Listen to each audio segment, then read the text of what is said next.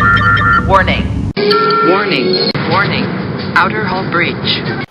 Warning, in my attempt to make this video blog fun and entertaining while still conveying important facts and information about Iranian culture, please note that the music and the way I go about this project may seem distasteful or disrespectful, but this is not my intention by any means. Thank you and enjoy.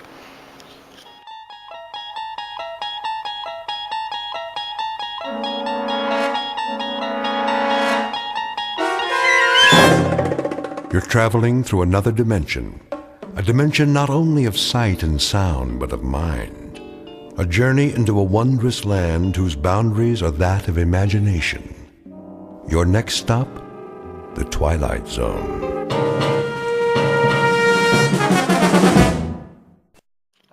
Hey everyone, hey Miss Wilson. I hope you all enjoy my extra credit video project, as well as get a lot of information from it.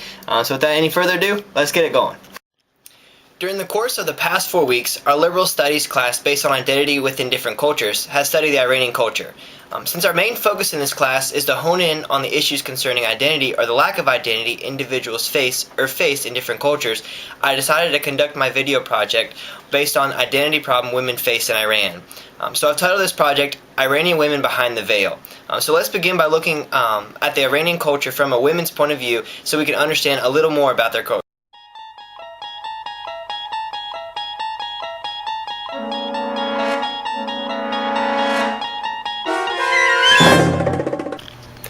The veil.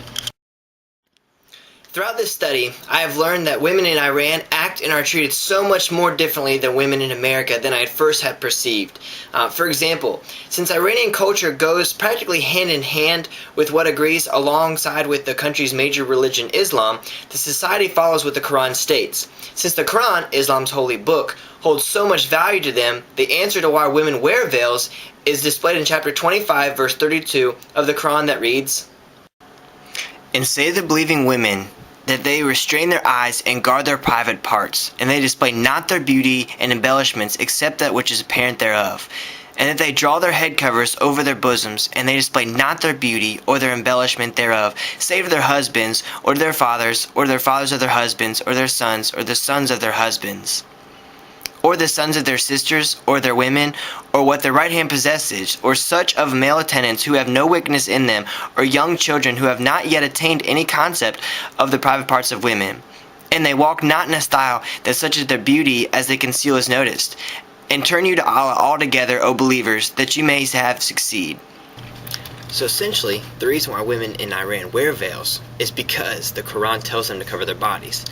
This is so that they save themselves for their husbands and are not a sexual temptation to others, regardless of their age. So as a result of them following the Quran so closely, they don't want to skip over this law by any means. But for some reason, I've always felt like the veil did not only cover up the physical body, but also served as a symbol for covering up so much more, which brings me to my next question.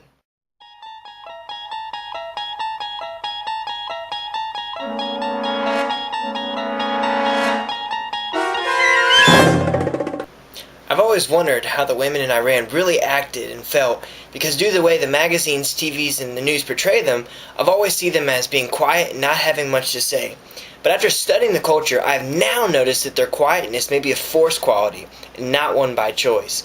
What I mean is that I feel like the veil is symbolic of keeping not only the women's physical body hidden, but their physical rights hidden as well.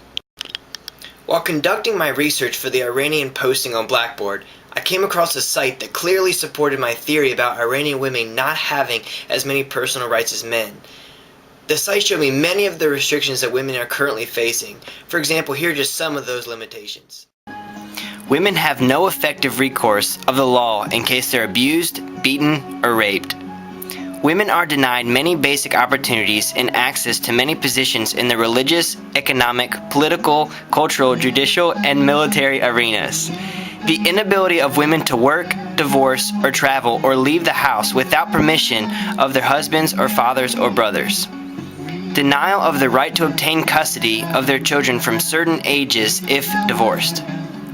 segregation of the sexes and gender apartheid stretched to every aspect of public life and separation of all services of men and women, such as public buses, sport activities, educational institutes, and even some hospitals and healthcare.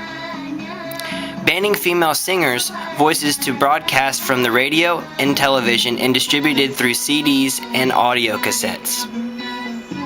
Forbidding women employed by the armed forces from receiving military ranks and reducing their employment status so that of office employees. Considering young girls of 9 years of age, not boys, of criminal responsibility. Present laws give men the right to divorce a woman without her consent, but a woman can seek divorce only if her husband is a drug addict or impotent, which is also almost impossible for her to prove. So with this evidence, it's clear to see that there is more hidden behind the veil than what meets the eye. Not only are Iranian women treated as lesser beings than men, but they have twice as many restrictions added to their everyday life. So, in conclusion, I've learned that the Iranian women do not have their own individual identities. Their identities are hidden behind their veils alongside with their own personal rights. So sadly, throughout time, these women have been seen only as mere objects instead of as real people. Well, this is the end of my video project. Thank you all for watching, and I hope you have a good summer and a great rest of the future. يا طيبة يا طيبة